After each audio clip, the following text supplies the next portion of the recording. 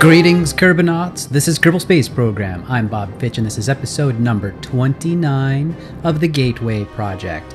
And in this episode, we have to send up the ELC. I will get back to what that is, because first, in the last episode, if you remember, we were sending up a new satellite to go to Moon. We need to analyze any potential anomalies there, because in a much previous episode to this, there was the biggest anomaly we had ever seen yet. And Joseph was doing something. We're not sure whether Joseph caused it or whether he sent his rocket through it into the other dimension. But either way, this launch is going to find out once and for all what's going on at Moon. So here we are setting up our intercept with the planet itself. We actually are on a collision course with Moon, because when I decouple that lower stage, I want it to smash into Moon, while the satellite will go and use under its own power, use its ability to circularize and not actually go crash like that stage that just decoupled. And we have started to deploy it, but first, let's go down in the vehicle assembly building and take a look at what went into building this particular satellite. We have another KSS-4 rocket here for the base, although it has been modified just a little bit from time to time. Like when I got that space shuttle mod, I liked those boosters, and so I use those down at the bottom, for example, now. Also, up top, I took away the solar panels that actually extend, and I just put in some side radial solar panels, and I added an extra communications dish here just in case I go far enough away that I need something that can actually communicate at a greater distance. Although typically, I don't expect this upper stage to really be needed for any sort of transfers. Zooming in a little bit to look at the satellite itself, you can see that it's kind of a box, but don't let that fool you. That satellite has a lot going on inside. Let's take a look at what some of it is. So we'll start at the bottom. It has its engine down here, and I'm feeding the fuel down through this plate into that engine using some pipes, because normally that wouldn't be a fuel crossfeed, and you wouldn't be able to get fuel down into that engine. I have 4 RCS jets, 2 on the bottom, here and here, and 2 on the top, here and here. And believe it or not, that was actually completely RCS balanced in every direction. We have some initial solar panels on the side just to get a little bit of extra power as we're lifting off, but to be honest, they're probably not really needed because I get it deployed fairly quickly. And then we have our base solar panels here and over here. The railings are on the side of it just because if I ever had any reason to bring a Kerbal up close, I would want to be able to have something that I can lock onto. Now our first sensor is actually on the side. It's sort of exposed, but it does have this cover that will slide open once we're in space, and so it's sort of not really exposed at the same time. And everything else is completely protected and covered up by these panels. But now let's start taking it away. If we look at the top, you can see that these panels are on hinges, and those will open up, exposing the delicate interior and all of the scientific instruments that are needed in order to do our investigation. We have some antennae here that are going to be used to analyze the anomaly, and this is used to communicate back home.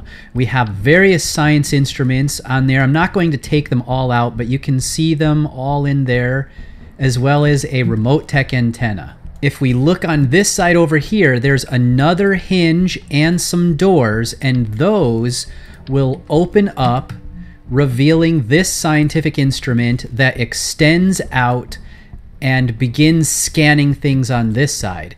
Inside there, we've got the beginnings of our propulsion system. This is one fuel tank here, and if we look on the other side, we're going to see underneath there, another fuel tank on that side. So we have 4 little compartments on the inside that contain all of that stuff. We'll take some of these sides and the lights off, and I'll grab these panels, and now you can see inside there we have all the cool propulsion and avionics stuff going on. We have some monopropellant tanks which are actually symmetried to the other side, and since I just took them off this side, that means they're not going to show up over here when I pull these panels off. But they were there a moment ago. The same thing with these batteries. Actually, I don't think I did symmetry those. I just put, no, I did. They're symmetried on both sides, so taking them off there is going to take them off both sides. You can see we have both liquid fuel and oxidizer across the 2 sides, and again, those are piped down into the base, and we had those symmetry. Some extra batteries on the inside. Why don't we take the top off? You can see when we raise the top that in there, we have our CPU and a gyroscope and our fuel tank that was allowing me to raise everything up and provide a little extra fuel for that little bit of extra delta V to circularize at Mun and be able to carry out maneuvers. And then after that, it is just a plate with 4 other plates that helped me make those compartments, which is not terribly unlike some real-world satellite configurations. So here we are back out in our orbit on our way to Mun, and you can see we're extending our scientific instruments now, the ones we just looked at. Those doors are opening up and out will come that science instrument there, and now we can make our way over to Mun, and when we get there we will circularize in a polar orbit, well, roughly polar, just a bit, and then we will be able to scan around looking for those anomalies. We need to point our dish over at that satellite so that we'll have communication. What is going on there? Where's my PMA? Where is the other I have another one of those issues from all of that part welding and reloading that goes on in order to make the station. I can get that fixed, don't worry. Back on Minmus, we are looking around for whatever gear we can scavenge in order to make sure that we have enough time with our life support to get some sort of rescue, call up to the Kessler Serenity. We need to repair our communication system. We've lost contact with the station in orbit. Hopefully they have realized that something might have gone wrong and maybe they're trying to mount a rescue as well. But in the meantime, we need to take care of ourselves. So by grabbing some of these pipe endpoints from around the base that hadn't been destroyed yet, we can hopefully pipe into one of those existing systems, bring it over into our return capsule, and maybe we can camp out. I guess those parts were just a little bit too damaged in the debris storm to still be useful. Thankfully, we have a couple more. We can go over and grab these. We'll hook these up. Oh, God. Oh, boy, that hurts sometimes. We can hook these up to that existing life support system, and we should have plenty of time to effect our repairs, get some, at least the communications going, but maybe we can get the engines working on this escape craft and just use that and head up to the Kessler Serenity. So right there, what I did was I took that block, and instead of just saying drop, which last time caused those pipe endpoints to drop inside it at the same time, which then made everything fly way up in the air and go off and explode somewhere, I took it off by making it attach to the ground. You can actually attach those things to the ground too, just as if it were a spacecraft. And by attaching it to the ground, it moved it away from my back. And that allowed the pipe endpoints to not actually be connected to anything anymore, because as soon as you take something off your back, if you've radially attached things to it, they just start floating away. In this case, they just floated down. And that's why the second time when I did that, they didn't go popping off and flying into nowhere. So now I'm going to grab a few of our food. We need snacks. I'm grabbing our food canisters and hooking up to this because I'm not actually putting a pipe endpoint directly into that food that we brought over. Since it's radially attached, I'm just going with that. We also need to get that antenna.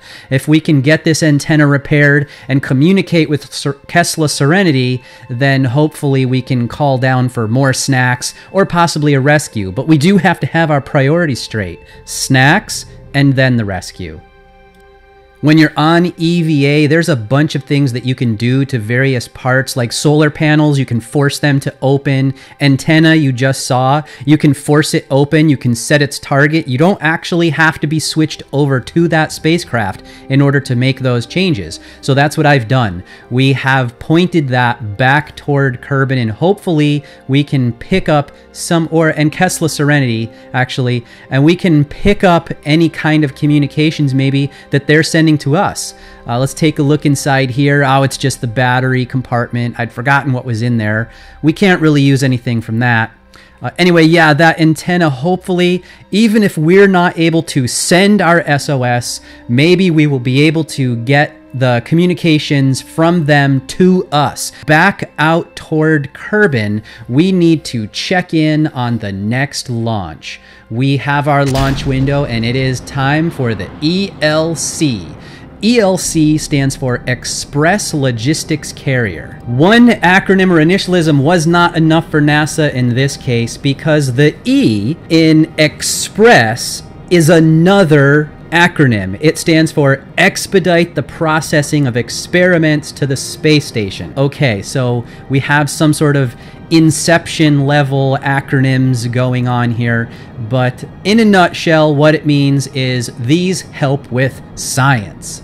And we all know that that's one of the 4 S's, the 4 cornerstones of Kerbin life: snacks, struts, SRBs, and science. Without that, we'd be nothing. I still don't have a really big grasp on what the difference is between an ESP and an ELC. However, I believe that the difference might be the science, that an ESP is more about just storing, okay, little fairing issue there, but it looks like we're okay. The ESP is more about storing those replacement parts only, perhaps, and an ELC can store those extra parts. And we got another surface rendezvous, although we had to go a slightly higher orbit. It can store those replacement parts, but it also can provide science points. And it has a lot of extra stuff in there, I think, in order to accommodate that science. More cabling for power, more cabling for computer connections, and having that data like Ethernets and stuff like that, so that the data can be transferred back into the station. I have these ELCs-1 and 2 sending up on a rocket, but originally they were on the Space Shuttle Atlantis, STS-129, in November of 2009. After this flight, there were only 6 more Space Shuttle flights before the end of the entire Space Shuttle program. Switching over right now to take a look at the Moon Explorer, we are on our way. Scientists back on Kerbin are eagerly awaiting what we're going to find when we get there. However, we need to wait until we actually arrive, so we'll come back to that soon. In the meantime, we also have our ELCs 1 and 2 arriving at the KSS. However, as I was making my approach here, it turned out that it was actually sunset for the station, so we go around the dark side of the planet here, and then when we come around on the other side, we'll be able to take care of that. While we wait for them to come around Kerbin, we're going to go back and check on how things are going at Minmus. Bumped his head there a little. I hope he's okay. Whoa! Oh, get out of the way! Get quick, get out of the way! Okay. It's coming down slow. Okay, he's out of the way. Wow, that was a close one. We don't want to get crushed by that communications antenna. That'd be horrible. How ironic to get killed by a falling communications antenna after surviving a shower of debris. Well, let's take a look around here and see what else we might be able to scavenge. Anyway, if we can get that antenna hooked up, then we might, even though it won't communicate, we might be able to receive signals such as instructions on how we can repair our systems or what we should do in order to get back up to the station, or whether or not they're sending any kind of help, or if there's more debris on the way and that we need to take cover again. We need to know all these things. And then once we have all this hooked up, we're just going to hop inside, make sure that we transfer some of that stuff around into our capsule, just in case that we are going to get this running and be able to use it to escape this moon. And then we'll get everybody inside here where they can take advantage of that life support system and use it as a lifeboat while we're waiting. With our Kerbal friends all safe and snug in their capsule, we're going to switch back to the KSS. We've come around into the light, so now we can begin our approach in earnest. We'll move that robotic arm over there because I have no docking port on this particular rocket. We're going to use our magnet on the robotic arm, our Canadarm, spelled with a K, of course, Canadarm. We're going to hook up to that temporarily and just use that as a pseudo docking port. So here we go, sliding over ever so gently, and once we hook up, then Bob will be able to go out on his EVA and start putting all of those things in place. You saw in the vehicle assembly building how all of that is hooked up. And while my launch here has the major components, it has the high pressure gas tank that I'll move out there, it has ELCs 1 and 2, I don't have all the gear that came up on Atlantis. We're missing an antenna. We're actually missing a couple antenna. One of them was an antenna sent up on behalf of SpaceX. The SpaceX Corporation was going to, in the near future, be sending out a Dragon capsule for the very first time, and they needed something that would be capable of communicating with their Dragon capsule and allowing them to direct it properly up to the ISS and make sure that that first test flight went well. Here we are putting on, using the new Kerbal Attachment System DLL. It has been modified now, where previously you could only hit the B and the N keys in order to rotate them around on one axis. But now, if you're holding down Control and hitting B and N, or Alt and hitting B and N, you can get the other two axes of rotation. Let's grab that high pressure tank and move it down here now. Put it on the bottom of the Quest airlock. Yeah, so the Kerbal Attachment System, with the 3 degrees of rotation, that makes it so much easier now in order to do things like put those ICCs, the integrated cargo carriers that I'm using, up on the station. So right here what I'm doing is, okay, we're good. We take that high pressure tank and we move it down and put it into place, but where it's supposed to go now is onto this receptacle, this FRAM that goes onto the the ELC that we just installed. So I temporarily took the old one off of Quest and put it onto ESP2. Then we put the new one onto Quest. We brought the FRAM up and attached that, and then we moved the tank over and put that onto the ELC. So now everything is where it goes. And actually that's not terribly unlike how it really happens in real life too when they move something like that. Our moon scanning satellite has arrived. We need to adjust our approach so that we're going to be going across the North Pole here. That way when we start scanning, as it rotates under us, we will be able to scan all of the surface in every direction. All that's left now is in our very low periapsis skimming across the surface here, is to just start the burn. And here we go, burning to bring down that apoapsis and make a nice tight orbit around Moon, because these anomalies, they seem to be very low down, close to the surface, on the surface, and this will make sure that we're scanning as close as we can to get the best pictures possible and the most data back to our Kerbal scientists. Taking a look here at the ELCs 1 and 2 in the vehicle assembly building, you can see that I used the 2.5 meter expanded fairing, my KLS number 4.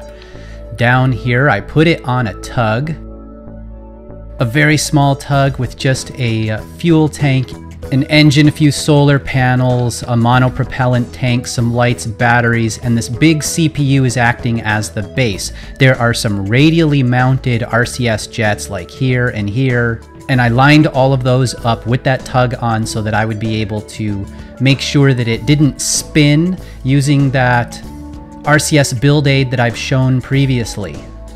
You can see that I brought up that high pressure tank that's supposed to go on the side of the Quest module. That was right here. We know that those need a strut so that they don't sink into the ICC itself. So that's why this strut was on there. I take that off and put it on the station, and then I put that high pressure oxygen nitrogen tank onto the Quest airlock.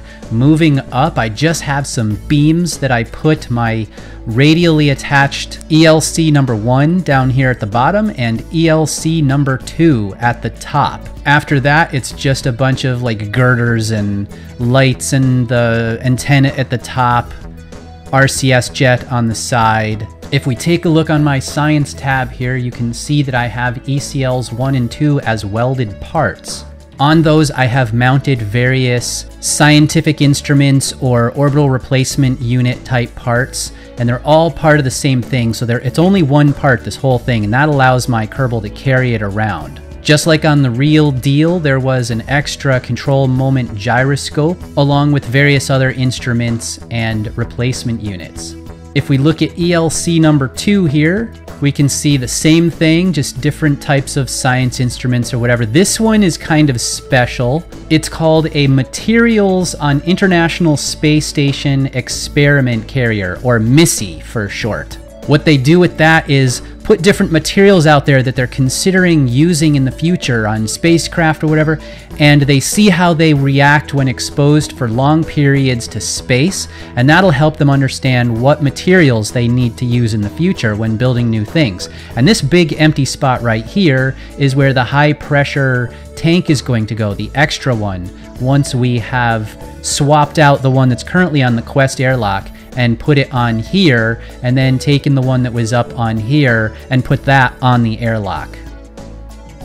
Finishing up the EVA now back out at the KSS, Bob has just grabbed onto ELC number 1. We already put 2 up on top of the starboard side. There are 4 docking points on the starboard side on the real ISS where these sorts of things can go. There are only 2 on the port side for these sorts of things. Once again, taking advantage of the Kerbal Attachment System's new ability to translate in all 4 axes. So that's just awesome. I love that new feature. Yeah, there's only 2 of those docking points on the port side, and we just used up one of them. So in the future, we'll be bringing up another thing that we'll be putting onto that last point over there. And there's also, 2 more spots on the starboard side. So we have 3 more in total to bring up. We're done with this now. So we've turned off the electromagnet, and now we're just spinning ourselves around and starting to glide away from the station where we can go and deorbit this little special made tug. It has delivered all of its precious cargo, although it didn't bring up everything. We did mention that already. Like Atlantis, not only did they bring up the things that were docked out there, or antenna or something like that that need to go out, but you know how they bring up those things sometimes that are just sort of special and just have like sentimental value or historic value? Well, they also brought up Amelia Earhart's scarf. She's an American aviation pioneer. She disappeared in 1937. Anyway, that does it for this time. Next time on the Gateway project, we're going to bring up the Tranquility module and the cupola that gets docked to it. We'll find out more about what's going on Minmus, hear a little bit about Joseph, and do a few other things as well. Until next time, I will see you later, Kerbonauts.